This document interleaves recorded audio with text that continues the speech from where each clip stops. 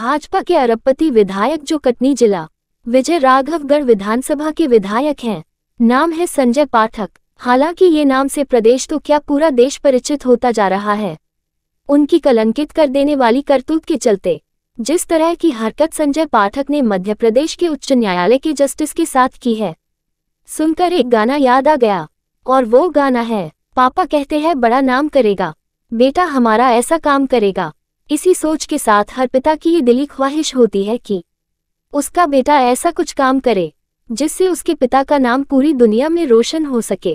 कुछ इसी तरह की तमन्ना स्वर्गीय सत्येंद्र पाठक ने भी अपने इकलौते बेटे से की रही होगी, जिन्होंने दुनिया से रुखसत होने से पहले ही विरासत में राजनीति से लेकर व्यापार तक सब कुछ अपने इकलौते वारिस को ये सोचकर सौंप कर चले गए कि मेरा लायक बेटा मेरे द्वारा दी गई तमाम चीजों की हिफाजत करेगा, मेरे जाने के बाद मेरा नाम भी पूरी दुनिया में रोशन करेगा। लेकिन स्वर्गीय श्री सत्येंद्र पाठक जी को शायद ये नहीं पता था कि जिन हाथों में सोने की कलम देकर जा रहे हैं, उस बेटे को उस कलम से क्या लिखना है, इस बात का कितना ज्ञान है। आज संजय की करतूत ने अपने ही पूज्य पिता स्वर्गीय श्री सत्येंद्र पाठक जी का नाम कलंकित करते हुए परिवार को बड़ी मुसीबत में डाल दिया है। इस बात से इनकार नहीं किया जा सकता कि आज शायद स्वर्गीय श्री सत्येंद्र पाठक जी की आत्मा दुखी हो रही होगी कि उन्होंने जो नाम, इज्जत और शोहरत कमाई थी, आज उनके बेटे संजय पाठक ने सब कुछ बर्बाद तो किया, साथ ही परिवार को भी मुसीबत में डाल दिया। देवी समान अपनी ही माता के लिए संजय ने बड़ी परेशानी लेकर तोहफे में दे डाली। भारतीय जनता पार्टी के पूर्व मंत्री एवं वर्तमान विधायक संजय सत्येंद्र पाठक ने अपने नाम के साथ भले ही अपने पिता का नाम जोड़ लिया हो, लेकिन जिस तरह का कांड संजय लंबे समय से करते चले आ रहे हैं, उससे क्या लगता है स्वर्गवासी पिता स्वर्ग में बैठकर खुश हो रहे होंगे।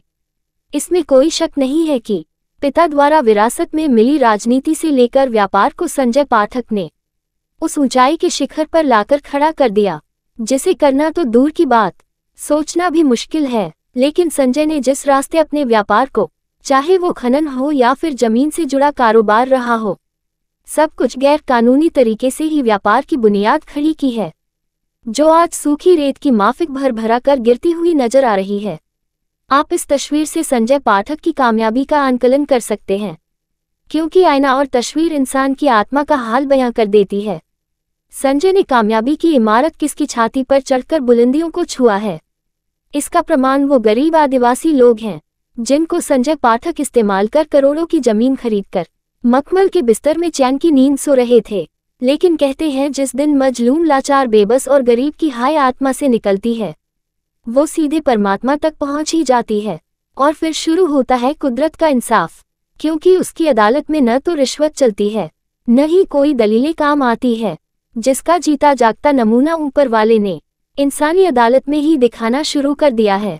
आपको बताने की जरूरत तो नहीं है, फिर भी याद दिला दे कि 1 सितंबर को मध्य प्रदेश हाईकोर्ट में एक्सिस माइनिंग को लेकर सुनवाई होने वाली थी।